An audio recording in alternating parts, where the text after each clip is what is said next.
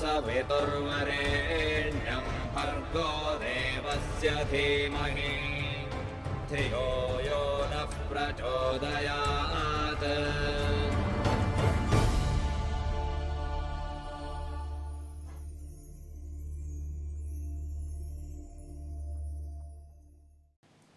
नमस्ते। साप्ताहिक कार्यक्रम वेद की शिक्षा में आप सब लोग के अभिवादन करते जा।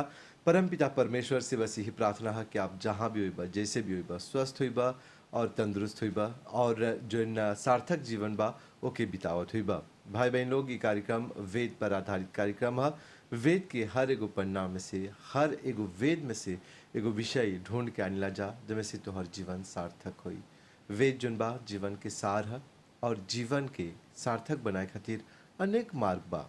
हर एगो व्यक्ति अपन अपन मार्ग चुनेला, लेकिन जैसे बोला जा कि सबके डेस्टिनेशन जोन बा एक ही हुआ, वह परमात्मा जोन लौकिक भी है अलौकिक भी सकब जा बोले, और आत्मा परमात्मा के बहुत बड़ा संबंध बा। ये वेद भी बतैले बा और हमने की जितना भी ऋषि मुनि लोग हवन जा वो लोग इस सब के चर्चा कर ले हवन जा हर एगो ग्रंथ में।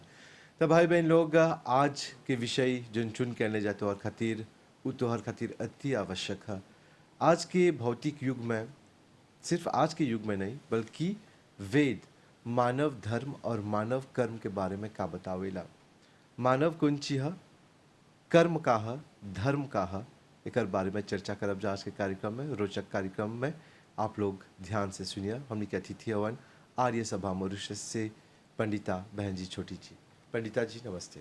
नमस्ते भाई धर्म जी, दर्शकगण के सबको के सादर सप्रेम नमस्ते बा और स्वागत बा ई कार्यक्रम में। वेद के आधार पर आज के जो विषय रखत है जा, हम तोर से तीनों शब्द के अर्थ पूछब। तोर खातिर मानव कौन ची है, धर्म का है और कर्म का है। हाँ भाई धर्म जी, देखा कार्यक्रम के आरंभ में एगो मंत्र ले ल जा, क्योंकि वेद पर आधारित है तो वेद ही के आधार पर इस सब बात पर चर्चा करब जा। मंत्र इस प्रकार से है। ओम ईशावास्यमिदं सर्वं यत्किंच जगत्यां जगत् तेन त्यक्तेन भुञ्जित्था मा गृद्धकस्य स्विद्धनम्। ओम शांति शांति शांति। भाई धर्म जी, है मंत्रवा में दिखिला जा कि इमें प्रथम शब्द आलबा ईश, परमात्मा के शब्द आलबा। फिर इमें कर्म बा और धर्म बा, और कर्म धर्म के करेला, मनुष्य ही कर्म और धर्म करेला। क्योंकि जो दूसर जीव जंतु है वो लोग में बुद्धि और वाणी नहीं बा, मतलब कि वो लोग के बोले के शक्ति नहीं बा। वो लोग अपन अपन आवाज़ निकालेलन जा, जैसे कुत्ता अपन आवाज़ निकालेला, चीता अपन, बिल्ली अपन। लेकिन मनुष्य, केवल मनुष्य ही सौभाग्यशाली है कि उस सकेला अपन मुँह से कुछ बोले, और जब वो कुछ बोलता वो में एगो विचार है और वो विचारवा वो अन्य व्यक्ति तक पहुँचावेला, और अन्य व्यक्तिवा वो ओकर में एगो बुद्धि है, एगो कान है, एगो श्रवण करे के शक्ति है। तो उस तब जा कर के हो जोन बोलल गल बा ओकरा श्रवण करके वो अपन बुद्धि में ओके समझेला। तो जो जे समझेला, मनन करेला, ओकरा मनुष्य बोलीला जा।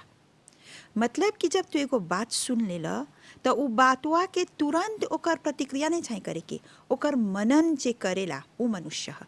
एगो विचार आल तोहर लगे, और है विचारवा के जब तू अपन में ग्रहण करके ओकरा अच्छा से सुन करके ओकर मनन चिंतन करला, मतलब ओकर पर बैठ करके ओकर पर काम करलक कि है बातवा ऐसे है तो क्या सत्य है बातवा ऐसे है तो क्या वो सत्य है या असत्य है। तो ओकर सत्य और असत्य के जानल ओकरे बोल जरा मनन करल। कैसे बोलन जा कि सागर के मंथन हो रहल, इसी प्रकार से हमनी के जो विचार है हमनी के बुद्धि में मंथन होएला। तो जो मंथन करेला, जो मनन करेला, वही मनुष्य है। और धर्म और कर्म, मनु महाराज धर्म के बारे में 10 को लक्षण बतैले हवन, जहाँ पर बोलेलन इस प्रकार से। धृते क्षमा दमो स्तेयम शौचमिन्द्रिय निग्रह धीविद्या सत्यमक्रोधो धर्मम दशकम लक्षणम। अर्थात धर्म के 10 को लक्षण बतैले हवन जोन मनुष्य में चाहेला रहे के, और जोन मनुष्य में है लक्षणवा नहीं बा, मतलब कि समझला कि जैसे भर्तृहरि जी बोलन कि मनुष्य और जोन पशु है ओकर में केवल बुद्धि ही के फर्क है। बहन जी, हम बहुत जिज्ञासु है जाने के कि उ मनुष्य के जो 10 गो लक्षण बतावल गल बा उ सब 10 गो लक्षण वहाँ का है? हाँ, ये धृति जिसको धैर्य बोलते हैं, क्षमा जो हम क्षमा करी लजा, धृति क्षमा धैर्य अस्तेय। अस्तेय बोला जला जो चोरी नहीं करेगी। हमने चोरी 3 प्रकार से करी लजा। एक चोरी जो हाथ से चोरी करी लजा, मतलब कि कोई के खेत में हिल के ओकर बिना मांगले ओकर सुसु चोरी करके बिना मांगले कुछ भी ले लेला तो वो चोरी है। कोई के बिगो में भी कोई के गोपली में उठा लेला बिना बोलले, वो भी चोरी ही है। हाँ, लेकिन ओकरा नहीं न जनैला, ओके जना के लेला तो वो चोरी नहीं है। अब एक उटा कर्म से हो गल, फिर हमने बेसा कर्म से वाणी से भी चोरी होवेला। वाणी से भी? हाँ, वाणी से भी चोरी होवेला। वो कैसे बहन जी? एगो उदाहरण दा। हाँ, देखा, तू हमरा बोला कि मान लो तू एगो बात हमरा बोला जहाँ पर तू हमरा आ बोला, हम का कर ली है बतवा के जब दूसर कोई व्यक्ति के गैरी बोले तो हमरी जाने ना धर्म ना बोलक, आ और बे बोलक, जोड़ के बोलना, जोड़ के बोल रही तो ई में चोरी कर ली। ई में मतलब कि ई में सत्य को मैंने सत्य नहीं बताया, तो सत्य के असत्य बना के असत्य भी मैंने नहीं बनाया। हाँ। उस बात पे मैंने जोड़ दिया, उसमें मतलब कि मैंने मिथ्या, उसमें मैंने कुछ मिलावट कर दी। इसी प्रकार से कुछ ग्रंथों में भी मिलावट हुआ है, जहाँ पर बोलते हैं, जहाँ पर बोली लजा कि जो ऋषि लोग हैं वो लोग तो मानव कल्याण के बात बतियाला, तो कहीं कहीं पर कुछ मिथ्या बात जुड़ा गल बाते, तो वहाँ पर मतलब कि वाणी की चोरी हो गल बाते, ओकर लिखावट में चोरी हो गल बा। और हमनी के सोच में भी मिलावट हो जाला, हमनी के सोच में भी चोरी हो जाला। हमनी के सोच के मतलब कि आप एगो कब्जा चोरी करे। हाँ हाँ, मान लो तू बोला कि हम काल जाब एगो अच्छा कर्म करे, और हम आपसे पहले जा कर के कि हम अपन अहंकार में या हम अपने आप को बड़ा बताए का खातिर हम तोहर विचारवा लेकर के हम जा कर के ऊपर अमल कर देली, दूसर के विचार के चोरी करे के, तो वो बोलल जाला चोरी। विचार भी चोरी होवेला, कर्म से भी चोरी होवेला और वाणी से भी चोरी होवेला। इसी के बदला निंदा करल, जोर के उमे त ई स्तेय। फिर ऋति क्षमा दमो स्तेय। शौच बोलते हैं पवित्रता, यहाँ पर भी पवित्रता भी आ जाती है मन कर्म और वाणी से। शौच इंद्रिय निग्रह है, बहुत कठिन हो जाता दिने दिन देखा दे जा। हमने के इंद्रिय के ओकरा निग्रह में रखे, कंट्रोल में रखे के। अच्छा, जब बहुत हुआ इंद्रिय, हम तो जानिला जन हा इंद्रिय के मतलब सेंसेस। हाँ, जरा इंद्रिय के मतलब हमने के दर्शक लोग के समझा दे। हाँ, देखा, इंद्रिय जो हमने के आँख है वो इंद्रिय है, जो हमने के कान है, जो हमने के नाक है, हमने के मुंह है, हमने के हाथ है, हमने के उपस्थ है, वो भी इंद्रिय। 2 प्रकार के इंद्रिय है, एगो कर्म इंद्रिय और एगो ज्ञान इंद्रिय। जोन कर्म इंद्रिय जोन से कर्म करी ला जाए, जैसे अभी है एगो मुंह से एगो कर्म करत है, हम बतियात है, एगो विचार देवत हुआ। हाँ, तो एगो कर्म होता। और भोजन भी इसी मुँह से लेला, तो वो एगो दूसर दुकाइते कर्म हो गल। हई बतवा कबू नहीं भूला, हम हमेशा बोलेला हये मुआ भात खियावेला, यही मुआ लात खियावेला। हाँ, तो ई 2 गो कर्म करेला, मतलब कि बतियाला भी, बतियाला जा और खाए ला जा। तो ई में एगो हो गल ज्ञान, जब बतियात है सा वो ज्ञान के काम करता, तो ओकरा ज्ञान इंद्रिय बोलब सा। और जब भोजन हमने ग्रहण करते सा तो वो कर्म हो गल। तो यही है कर्म और ज्ञान इंद्रिय और कर्म इंद्रिय। तो और हमने के जैसे कान बाते, वो एगो इंफॉर्मेशन बाहर से अंदर आनता, तब हमने अपन बुद्धि में विचार कर ले जा, वो भी एगो ज्ञान इंद्रिय है। अब हमने देखा सा कि हमने जाए जा शौचालय, तो एगो कर्म हुआ था, वो भी एक इंद्रिय है और बहुत आवश्यक है। अगर हमने के पेट नहीं खाली होई तो हमने के हर प्रकार के बीमारी हो जाए। इसलिए ऋषि लोग बोले हवन जा कि इसको भी पवित्र रखना है। शौच जब आवेला मनु के ओकर श्लोक में, तो शौच के अर्थ होवेला पवित्र, मतलब कि तुहर हर एगो इंद्रिय के पवित्र रखा। तोहर हाथ एगो इंद्रिय हो, कर्म इंद्रिय है, कर्म करेला। इसी कारण एकरा कर हाथ इनकरा चा सफा रखे के। हाँ। सफा नहीं रखबा, सैनिटाइजर नहीं लगेबा, हाथ नहीं धोइबा, तब कोरोना पकड़ लेवेला। वो तो भौतिक सफाई क्या बोल रहे हैं ना भाई। मैं तो बोल रही हूँ भौतिक सफाई के साथ साथ है जोन कर्म जोन अच्छा काम करी ला जा। अच्छा कोई के एगो दान देवत हवा, कोई के रास्ता पार करे के सिखा दे। आज हमनी के लड़का लोग नहीं जानेला कि 20 में जब एगो बूढ़ा आदमी ठहरा होल बा, कि एगो बुढ़िया नानी आज खड़ा बा 20 में, तो आज बच्चा लोग नहीं जानेला कि खड़ा होकर के हम अभी जवान है, हमन में शक्ति बा, हम खड़ा हो जाएला, उ नानीवा उ बुढ़िया बा ओके बैठा देला। तो ईश्वर से आशीर्वाद प्राप्त होला। जैसे गत हमनी के प्रोग्राम में बोले रहा कि उ जो बुढ़िया नानी बा, बूढ़ा नाना बा, उ तोहरा आशीर्वाद देवी। तो ई कर्मवा आज के लड़का लोग नहीं जानता। हमनी के छापन लड़का लोग के सिखावे के घर में। और का होवेला, हमनी के लड़का फ्राजिल हो जाता, वो लोग बहुत कोमल हो जाता। आज के छोकरा लोग इतना कोमल बा, वो लोग नहीं सकता खड़ा होवे। तो दादा दादी लोग वो लोग खड़ा बाटे 20 में। तो हमनी के लड़का लोग के छना मजबूत बनावे के कि उ सकी 1 घंटा खड़ा होके और दादी नानी के जगह दे दे बैठे के। तो हमनी के वेद में जो मंत्र आलबा ईशावास्यमिदम, अर्थात ईश्वर के जब हमनी पहचान ले वपसा तब मनुष्य बनब सा, तब हमनी है कर्म और धर्म के अपनावब जा। तो जब बोला जा ईश, बोला सा परमात्मा के एगो नाम है ईश्वर। क्यों ईश्वर? क्योंकि ओकर में ऐश्वर्य बा। ऐश्वर्य मतलब हर प्रकार के सुख बा। अब ऐसन परमात्मा जेकर में सब प्रकार के सुख बा, वो कहाँ रहेलन? तब मंत्रवा बोलेलन कि वास्यम इदम सर्वम। सर्वम मतलब चारों ओर है जोन शक्ति बा परमात्मा के, जोन है ईश के, जोन ऐश्वर्य बा, जोन शक्ति बा, ये चारों ओर रहेला। वास्य कहाँ वास करेला? तो वो सर्वम मतलब चारों ओर वास करे, सर्वव्यापी। हाँ। अर्थ का है केवल बोल देने से नहीं, उसको समझना है।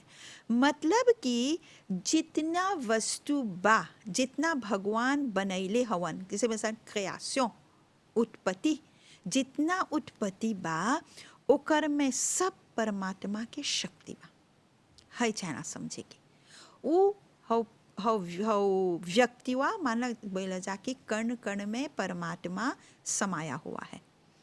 जब हमने समझ जाब सा कि सब कुछ में परमात्मा बा, तब हमने अपन में सुधार लावब सा।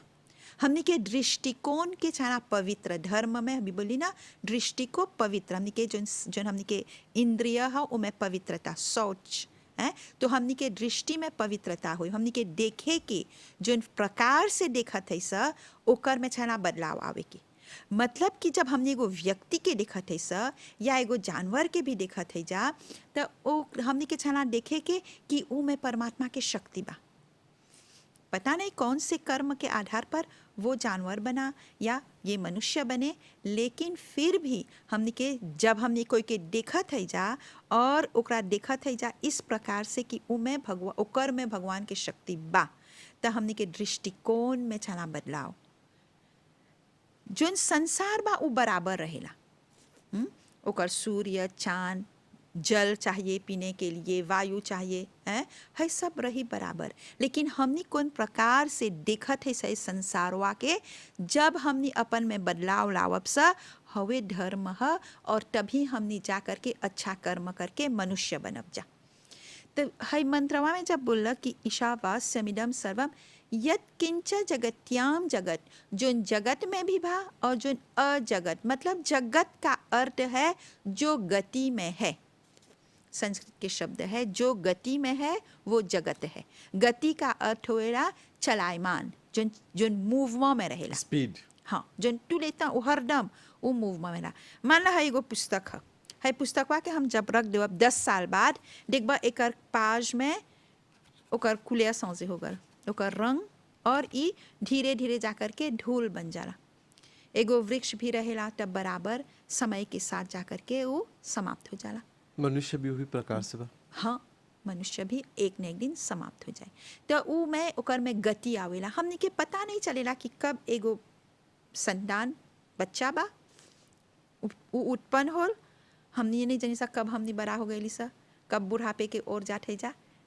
तो इस प्रकार जीवन से के सबसे परम सत्य यही है। हाँ। काश ये परम सत्य की शक्ति जा रोके, यानी कि जब एगो व्यक्ति जवान रहा मरे के डर से वो हमेशा जवान ही रहे खोजेला।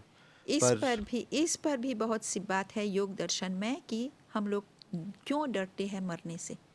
लेकिन जब व्यक्ति समझ जाए कि है मृत्युआ का है, तो ये एगो बहुत बड़ा एगो कैसे एगो मान ला कि वो मुक्ति के पार कर लेला। सुफांस से छुटकारा पाई मुक्ति के एगो पार जरिया। मुक्ति के पार लेलक, मतलब कि वो मृत्यु के पार हो गए। कैसे हमने त्र्यंबकम मंत्र में बोला कि हमको मृत्यु से हमें बचा लो।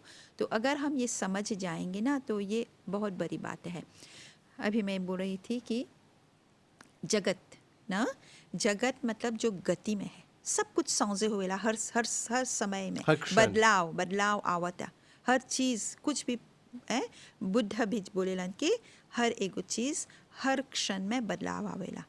तो जगत जो है वो हरदम जो गति में रहता है, और जो गति में भी नहीं है जो हमने के नहीं लौका, मतलब मान लीजिए ये शक्ति जो है, शक्ति हमको दिखाई नहीं देता है पर शक्ति है, और वो शक्ति वो बराबर परमात्मा की शक्ति रहता है, तो उसमें गति नहीं है। तो जो जगत है और जो अजगत है दोनों में ही परमात्मा ही की शक्ति है। इतना परमात्मा वो सब कुछ होता है। हम लोग केवल कुछ समय के लिए संसार में आते हैं, पर हमने भूल जाए लजा है ये बतवा। हमने क्या करी रजा, जब है संसार में आए लजा तो हमने सोची रजा कि है सब जोन बा ये हमर है, लेकिन हमने है भुला जाए लजा कि हबी नहीं काल हबी सकेला आते सगन में ही हमने के परी है सब छोड़ के प्लास जाए रह के। जाए, हमने गति में चल गई सब, पर कहीं मतलब व्यक्ति- आगे बढ़ गई सब है शरीरवा के छोड़ करके दूसर गति में, मतलब इसी को बोलते हैं गति। अब जब किसी की मृत्यु भी होती है तो बोलते हैं उसको सदगति प्राप्त हो, तब बोलते हैं उसको सदगति। और ये तो बोले ये लंजा गति नहीं बोले लंजा कि हमार भाई संजय के बजे आए, बोले लंजा मटिया के बजे आई, हाँ मटिया के बजे उठी, नहीं बोले हाँ। संजय के बजे उठी। हाँ। तो ई प्रकार से देखिला जा कि एगो परम सत्य ई है जोन वेद में दिखावल गल बाती कि जोन बोला जा हमर, वो हमर कबो नहीं रहल, जोन रहल दूसर कोई संगे ले रही। अब जब छोड़ के, जब दूसर खातिर छोड़ के जाब, जोन रहल तो परमात्मा के रहल, और जोन शरीर के बोला जा ये हमली की है, हयो हमनी के नहीं है। हाँ नहीं रही। तो मंत्र में यही कहा कि आगे चल करके मंत्र में दूसरी पंक्ति में मंत्र में बोलन कि जगत्याम केन त्यक्तेन भुंजिथा, भुंजिथा का अर्थ है भोग करो, तेन त्यक्तेन मतलब एक त्याग भाव से आप इस इतने जितने भी चीज़ मिला है ना, प्राप्त हुआ है ना, इसका भोग त्याग भाव से करो। तेन त्यक्तेन भुंजिथा माँ गृढ़ कस्य स्विधनम, मतलब कि आप कभी भी लालच ना करें। दूसरे के जो वस्तु है ओकर में तू लालच नहीं करा। है जितना बा ये हमर नहीं है जो बोली जमीन है मटिया हमर है, तो वो एक एनकॉल ले लेलक, तो वो हेन्ने है वो ले लेलक, हमार बागाज ऐसे बा एनपीए घुस गल, एनपीए घुस कर हमने बस है मटिया हमनी के है माटीवा हमनी के नहीं है माटीवा तब परमात्मा बनैले बा, हमने अपन हक जमा ले है सही में। इसी प्रकार से हमने के जो संतान है, हमने के लड़का जो है, हमने एगो माध्यम है सा उनकरा एगो मदद करे के मनुष्य बनने के लिए। और हमने का बोला सा है लड़का हमर है, एक छाना हमर लोट पर चले के, जोन हम बोलब हवे चाहे करे की, तब भी घर में क्लेश आ जाला।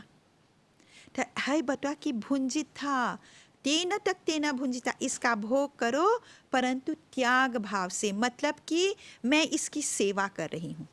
मैं ये ज़मीन है, मुझे इसको साफ रखना है, मुझे इसमें कुछ रोपना है, मुझे इसमें कुछ मुझे लाभ प्राप्त हो। जब ले हम जियत है ज़मीनवा से हमरा लाभ प्राप्त हो, ये हमारे लिए एगो छाया है, एगो छत्र छाया, जैसे एक घर बनैली में हम छाया है जब ले हम जियत है।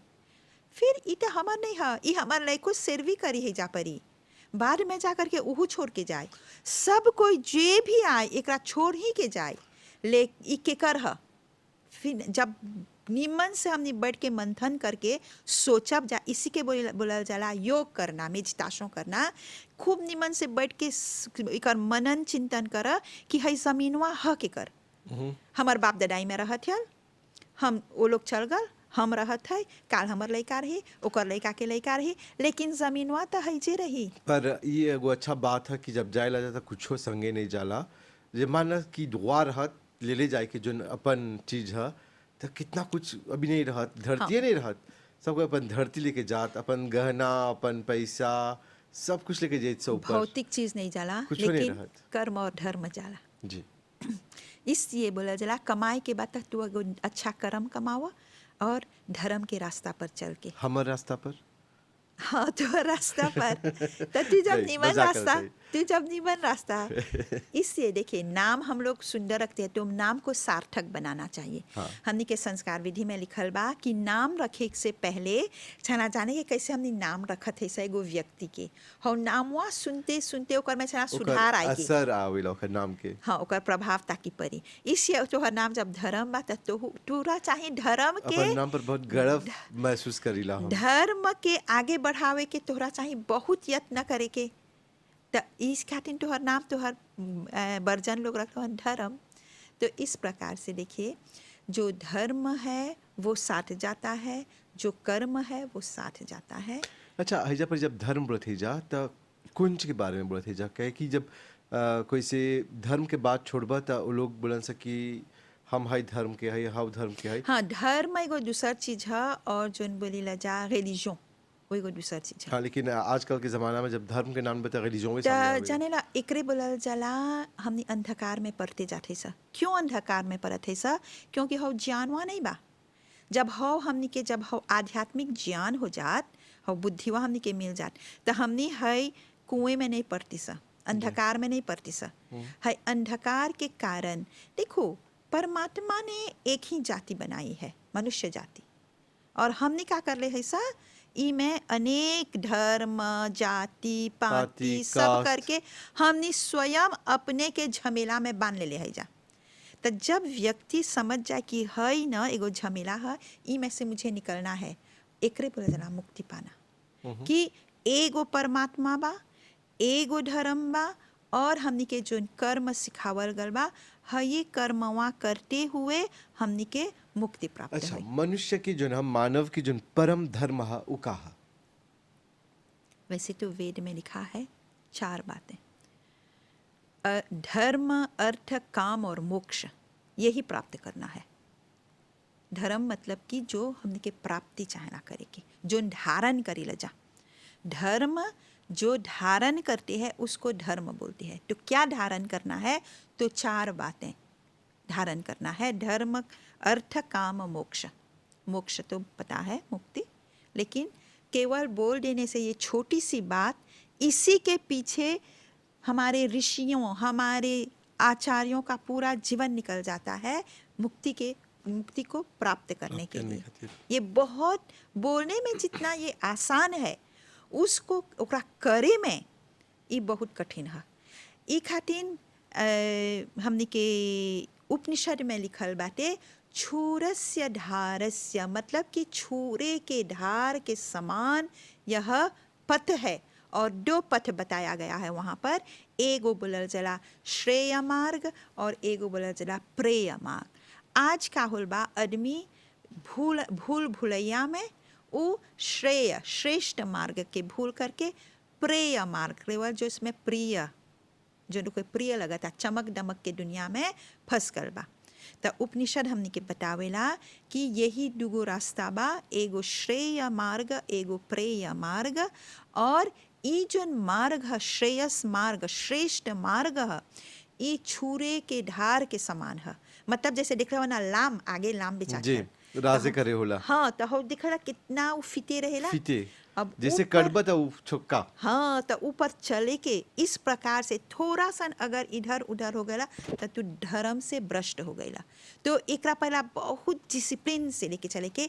ई खातिर योग दर्शन में भी अनेकों सब 6 गो दर्शन बा, छव दर्शन में हमने के 11 गो उपनिषद के अध्ययन करी जा। 11 सब उपनिषद में है ये बात लिखल बा कि आप धर्म पर चल करके अर्थ कमाओ और अर्थ कमाते हुए अपने कामनाओं को पूर्ण करो, और जब आपकी कामनाएं पूर्ण होगी तभी आपको मुक्ति प्राप्त होगा। है ये धर्म है। बहन जी कर जोर धन्यवाद द्वारा देवत है जा आर्य सभा मॉरिशस के भी, और जितना पंडिता लोग आवेलन जा उच्च विचार के साथ आवेला। गर्व के बात है कि आगे सिर्फ पंडित लोग रहत रहल, पर आज महिला होला के नाते जिस जाते जा कि हमनी के देश में महिला लोग बहुत अहम भूमिका निभावत हन जा। महिला लोग कोंथोले करत हन जा, मासों करत हन जा, कामियों चलावत हन जा, और आज पंडिता के रूप में आप लोग इतना ज्ञान और विचार बांटेला जा। कर जोर धन्यवाद। धन्यवाद भद्रम जी, धन्यवाद दर्शकगण के, सबको के धन्यवाद और नमस्ते। भाई बहन लोग, हमने के कार्यक्रम के जो मुख्य उद्देश्य है कि जीवन के सार्थक बनाए के, और हैजा परी आज के कार्यक्रम के समय पूरा होत बातें। उम्मीद करते जा कि हमने के 26 मिनट से जोन बात तोहर जीवन तनी बहुत तब बदलल हुई, नए बदलल हुई। तो प्रोग्राम के फिर से देखिए यूट्यूब में। पूरी टीम के आज्ञा दा। शुभ रात्रि, नमस्ते।